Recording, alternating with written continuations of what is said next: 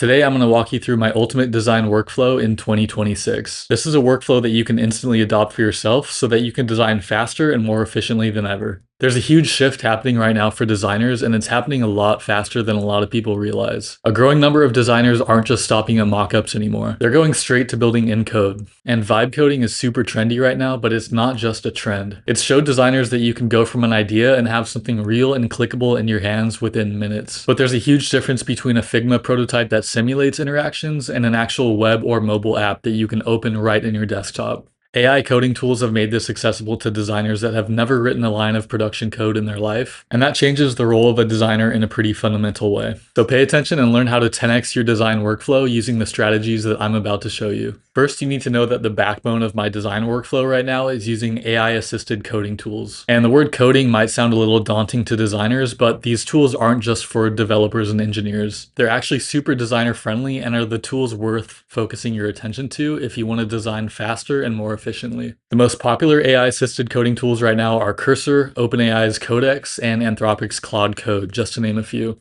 And my AI tool of choice lately has been Claude Code, so now it's time to dive into how I actually use it to empower my design process and ship faster. Now, before we dive into this project, there's one thing that every designer using Claude Code needs to do to ultimately achieve beautiful user interfaces from it. So head over to your browser and search for Claude Code front-end design plugin.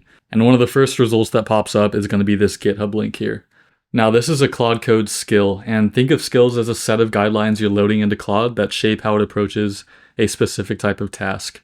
This one is basically a set of front-end aesthetics rules like typography, spacing, color, hierarchy that forces Claude to think more like a designer.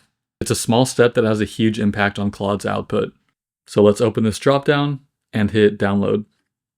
Now let's open Claude again and go into our settings. And within settings, we're going to go down to capabilities. And if I scroll all the way down, we're going to see this skills section at the bottom. And from here, we can hit add and upload a skill. So now I'm uploading that skill we just downloaded, and boom, just like that, we have that front-end design skill. So just wait and see how impressed you are with the design of the first pass of the app we're gonna build. Before I write a single line of code or actually design anything, I like to spend some time working through what the project is actually gonna look like. And a lot of this first phase of the project actually can be done inside Claude Code. The way I use it at this stage of the design project has nothing to do with actually design or code. I'll open a new session in Claude Code, drop in whatever I have, whether it's a PRD, a design brief, or maybe a few bullet points from a brainstorming session. And then I'm going to prompt Claude Code to actually get more information out of me to figure out what direction I want to go with this project. Now let me walk you through an example project to show you what I'm actually talking about. So I have the Claude desktop app open right now, and I'm on the code tab so that we can start diving into this project.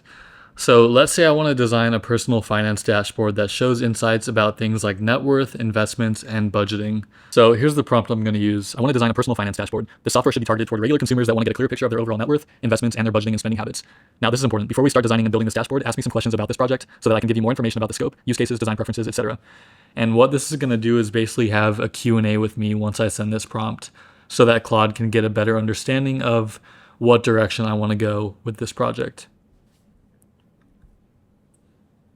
So first off, it asked me what data should this dashboard cover? So that's a good question. So I think for this project, I want to keep it relatively simple and just say bank accounts, credit cards, and investment accounts. We're not going to worry about, retirement accounts, real estate, crypto, all that kind of stuff, because I want to have this targeted toward regular consumers, maybe even beginner investors that are just getting started in their investing and budgeting journeys. Now this next one is interesting. It's asking me if I want to connect to real financial APIs like Plaid, for example. And in a real world, if I was building like a fully functional app, this would be really important to do because obviously consumers wouldn't be able to use my app if they can't connect it to things like their bank accounts. But for the sake of this project, I'm just going to say I want more of a polished UI prototype.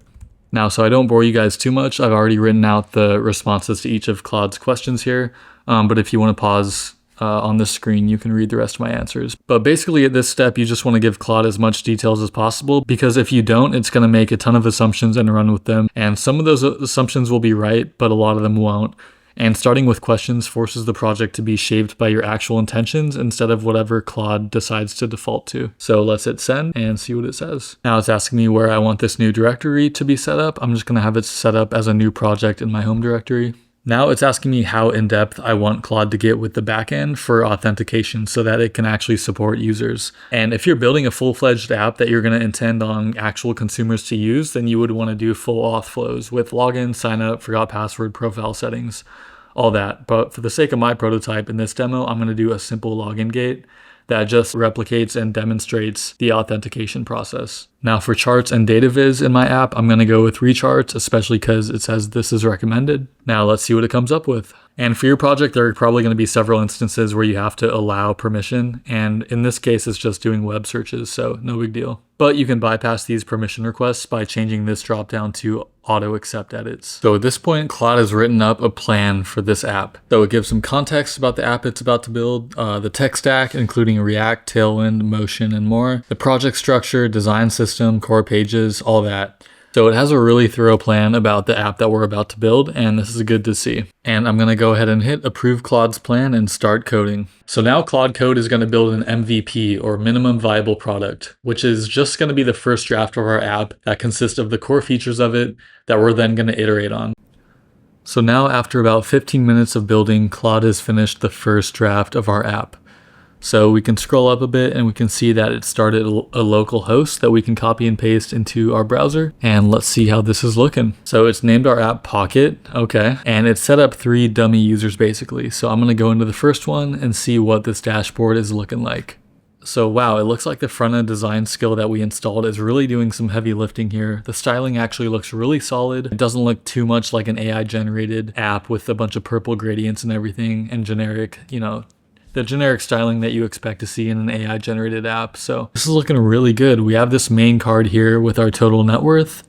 And then over on the right here, we have what that net worth is made up of. And we have a graph down here that is looking pretty good. It has a dynamic tooltip, but I don't think the lines are actually representing the data that it's trying to show.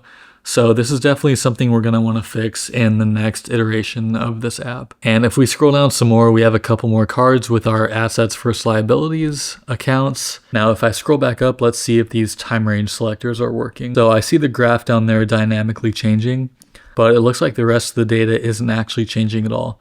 And when I go to year to date here, you see the graph kind of breaks here and it's really not displaying properly. So make sure on your first pass, you're jotting down all these issues that you wanna give Claude to generate a new iteration with and squash out these bugs. We have our dark and light mode selectors up here. Let's see if these are working. So it looks like this is light mode, this is dark mode, and this is sticking with your system default. And yeah, the light mode is actually looking really nice. I mean, great color palette. It's a little bit plain, it could have a bit more personality, but I like this clean, minimal look that we have right now. Now let's go over to our other pages and see how they're looking.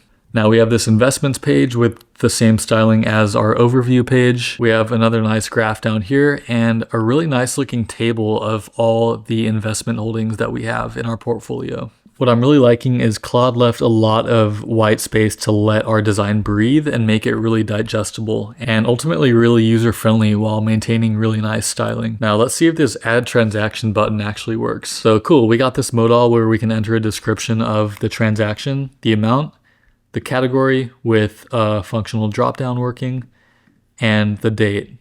And it looks like we don't actually have a built out date picker component in here, but that's okay. I mean, I can just type in the date manually and, it's just as easy as using a date picker pretty much, but it would be ideal if we had like a drop-down date picker. So I'm gonna include that in our notes that we're gonna give to Claude for the next iteration. But let's see if this add transaction button is actually working. Oh, we need a description.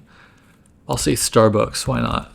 And then I'll say $5, add transaction. So I'm actually not able to find that Starbucks transaction. So that's something that we'll need to fix also. So anyway, you get the point of what we're doing right now. I'm reviewing my app, going through the entire thing, and jotting down notes about what needs to be fixed in our next iteration. The way I think about this phase of the project is pretty simple. I'm just having a conversation with Claude Code the same way I'd talk to a developer, giving them feedback. I'm looking at what's in front of me, calling out what's not working, and being specific about it. And I'm not rewriting the original prompt, I'm building on top of the session that we already have. So now let me show you what that actually looks like. So I've pasted in the feedback that I have for Claude, and we're gonna prompt it now. So after a few minutes, Claude has made these changes. So let's go review them and see if they're fixed. So let's hit add transaction.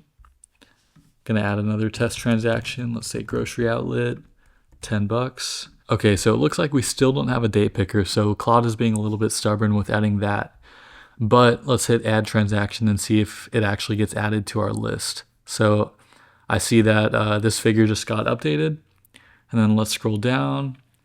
And now we see that grocery outlet transaction added, $10. So that's right. Overall, I'm really liking the direction of this app so far, but let's say I wasn't. Let's say I really don't like the colors, the typography, the styling, all that. What I can do is find a few reference images of designs that I really like, say from Dribbble or Mobbin or any other kind of design inspiration website online. And in this case, the most relevant to this project would be other fintech apps. So I'm gonna go find some design inspiration for Claude and then give Claude those screenshots. So let's say I like the design direction of these couple screenshots that I found online. I've added these screenshots to our next Claude prompt, and I'm gonna say, let's do a 180 with the design direction we have going so far. Take inspiration from these attached designs and figure out how you can best implement the typography, color, and layout choices from these designs for our entire app that we've built. And I'll hit prompt. So now when Claude generates our UI, it's not just working from a blank aesthetic slate. It has the skill telling it how good front-end design works in principle, and we've given it visual references telling it what good design looks like for this specific project. Those two things are what can get you beautiful output from Claude that doesn't look AI generated. So now I've given Claude some more instructions about how I wanted to iterate on this app, so let's go see how it looks. So we have this login screen still with the same content but with slightly different styling based on those two images that I gave Claude. Let's click into one.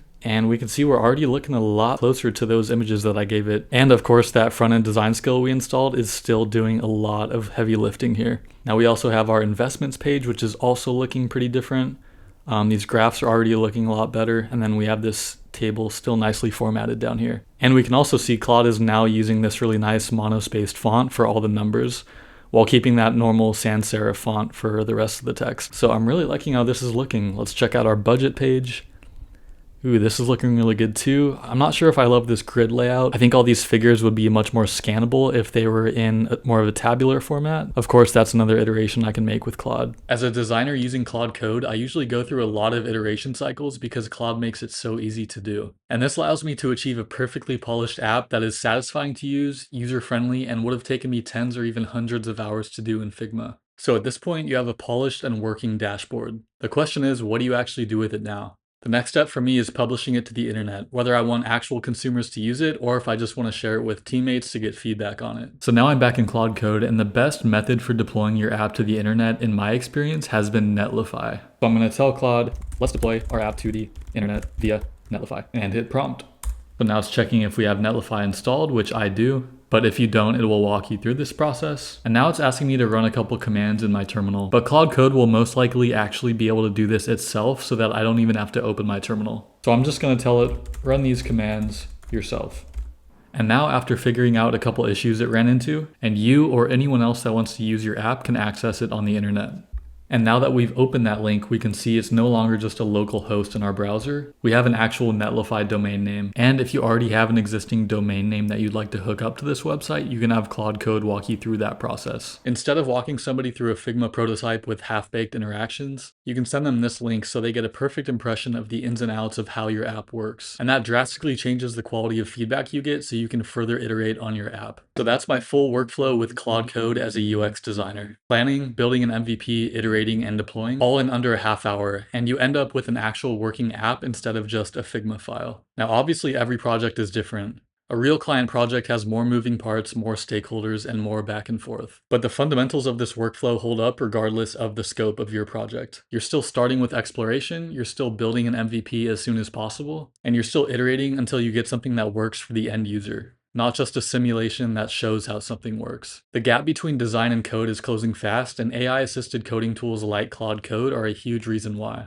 The ability to go from a concept to something deployed and shareable in a single session changes how you collaborate, how you get feedback, and how confident you'll feel as a designer. So if you've been on the fence about trying an AI tool like Claude Code, just get started. Use the prompts I showed you, attach some reference images, install the front-end design skill that I showed you, and see what comes out. The first time you open a live link to something that you've built yourself, you'll feel just excited as I have the past few months as I've dove headfirst into AI-powered design workflows. If you want me to dive deeper on any part of this, like setting up Claude Code from scratch, the exact prompts I use for different types of projects, and how I handle more complex projects, just let me know in the comments and I'll explain these topics more in depth for you. Subscribe if you want to become a better designer, and I'll see you guys in the next video.